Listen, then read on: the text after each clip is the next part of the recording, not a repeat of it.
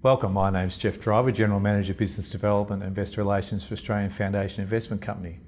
I have with me today Mark Freeman, the CEO and Managing Director of Australian Foundation Investment Company, and David Grace, the Portfolio Manager for Australian Foundation Investment Company. We're here to talk about the half-year results, which we've just released. I'll throw to you first, Mark. Our profit was down slightly, but we did actually increase the dividend from 11 to 11.5 cents. You got any further comments about the results you'd like to make? Well, thanks, Jeff. I'll start by making some general comments about the result.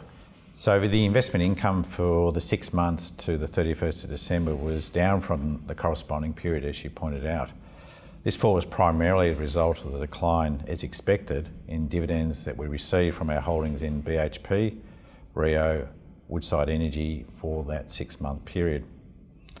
Importantly, the MER, or the management expense ratio for AFIC, is 0.014%. That's an annualised basis, and there's obviously no additional fees or performance fees around that, so still a very low MER.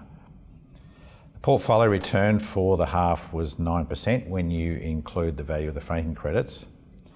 The return from the market accumulation index was 8.3 when you include franking as well. If we actually look back over the last 12 months or the full calendar year, the portfolio return was 16%, again including franking, and from the index, the corresponding return was 14%. So a good strong year for the portfolio. Thanks, Mark. David, Mark commented on the strength of the portfolio. It has very strong performance over the 6 and 12-month period. Do you want to comment on what were the sort of major factors behind that strong performance? Yeah, thanks, Jeff. So it's been a pretty uncertain time in markets, and a lot of investor focus has really been around the level of interest rates and where inflation ultimately settles. And it's really impossible to predict either of those two metrics, but when you couple that with low liquidity in the market, we've seen quite volatile moves in share prices, really for the best part of 18 to 24 months. So really the pleasing part of our performance was the strong performance of a number of quality companies in the portfolio. So that's the likes of James Hardie, Reece, ARB, Goodman Group and Car Group. And what's interesting is all of those companies had a tough 2022 and were actually a drag on performance in that year.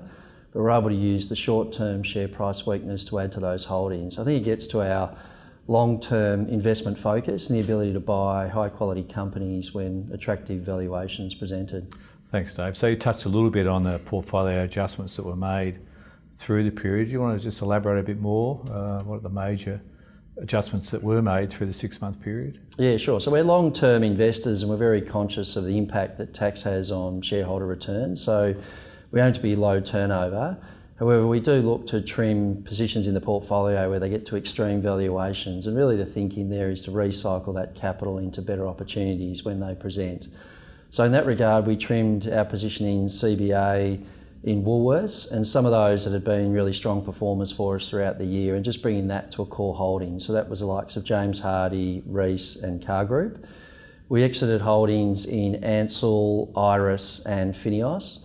And on all of those, our thinking there is that the competitive intensity is set to increase, and we think the economics and the returns those companies will generate will be more challenged going forward, and we don't think that's been factored into the share prices at the price we sold.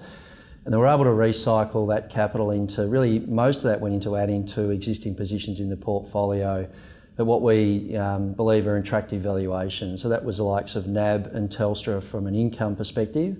We also added to Goodman Group, and particularly to ResMed and CSL, where we saw quite a lot of negative sentiment just around the threat that obesity drugs could potentially pose for their businesses.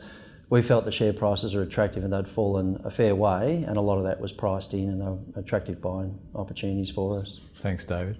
So I've just talked about, I guess, the last 6 to 12 months, Mark. What are your thoughts about moving forward over the next 6 to 12 months in terms of how the market's looking? Sure, but as per usual, markets are very hard to predict over the short term, and we certainly don't try and do that. The market was quite strong, obviously, toward the end of that half, particularly as markets started to view that interest rates had peaked and in fact will probably start to come off, and that really drove share markets, not just here in Australia but globally as well. And the sort of quality into the market really benefited from that. So a lot of our stocks have had a really good run during the period. However, if we look back over the last 6 months, the results they produced, the full year results around August, Generally, quality companies produce better quality results. And then we had the AGM season as well, and again we had some great updates from some of our stocks. So yes, quality has benefited from the view the rates are coming off, but they've also produced much better results. So as we go into this year, the market looks a bit fuller. Prices and valuations on quality are higher, but we would expect the trend that we've seen for decades to come through again, is that this reporting season will show that better quality companies produce better quality results. And as a long-term investor, we really focus on seeing profits go up over the long term, and therefore dividends go up. Prices will move around, we know that. So, but we are a bit cautious. The market's had a pretty good run in the short term, but we think the portfolio is really well positioned, being in high quality companies and a good mix between growth and income related businesses as well. All right, thanks Mark and David for your time, and thanks for joining us today.